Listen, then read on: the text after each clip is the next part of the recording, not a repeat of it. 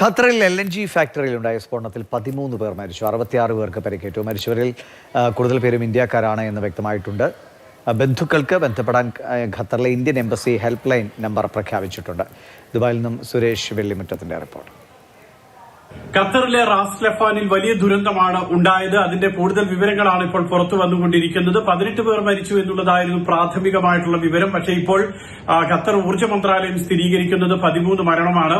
പക്ഷേ 54 പേർക്ക് പരിക്കേറ്റിരുന്നു എന്നതിനുള്ള രാവിലെ വന്നിട്ടുള്ള വാർത്ത അത് വീണ്ടും അല്പം വേദനാജനകമാണ്. ഇപ്പോൾ പരിക്കേറ്റവരുടെ എണ്ണം 66 ഉയർന്നിട്ടുണ്ട്. ഇതിൽ നിരവധി പേർക്ക് വലിയ പൊള്ളലേറ്റിട്ടുണ്ട്. 80% പൊള്ളലേറ്റിട്ടുള്ള ആളുകളുണ്ട്. അതുകൊണ്ട് തന്നെ മരണസംഖ്യ ഉയർന്നേക്കും.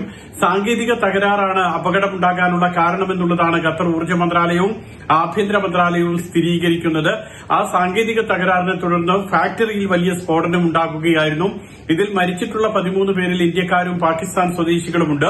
മലയാളികളുണ്ടോ എന്നുള്ള വിവരം അന്വേഷിക്കുന്നുണ്ട്. പക്ഷേ അക്കാര്യത്തിൽ ഇപ്പോൾ ഒരു പൂർണ്ണമായിട്ടുള്ള ഒരു സ്ഥിരീകരണം നമുക്ക് ലഭിച്ചിട്ടില്ല. ഏതായാലും ഇന്ത്യക്കാരുണ്ടെന്നാണ് മനസ്സിലാക്കാൻ കഴിഞ്ഞത്. പരിക്കേറ്റവരുടെ കൂട്ടത്തിലും ഇന്ത്യക്കാരുണ്ട്.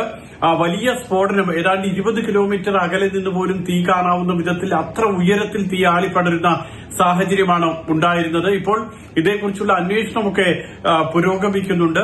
ഏതായാലും കഴിഞ്ഞ ഈ പശ്ചിമേഷ്യൻ സംഘർഷ സമയത്ത് ഇറാന്റെ ആക്രമണം ഉണ്ടായിരുന്ന ഒരു മേഖലയാണിത്. മാത്രമല്ല ലോകത്തിലെ തന്നെ ഏറ്റവും വലിയ ദ്രവീകൃത പ്രകൃതിവാതക ഉൽപാദന സംസ്കരണ കേന്ദ്രം കൂടിയാണ്. ഇവിടെ നിന്നുമാണ് ഇന്ത്യ അടക്കമുള്ള രാജ്യങ്ങളിലേക്ക് LNG ഒക്കെ വരുന്നത്. അവിടെയാണ് സ്ഫോടനം ഉണ്ടായിട്ടുള്ളത്. സംഭവത്തെക്കുറിച്ചുള്ള അന്വേഷണം ഇപ്പോൾ പുരോഗമിക്കുകയാണ്.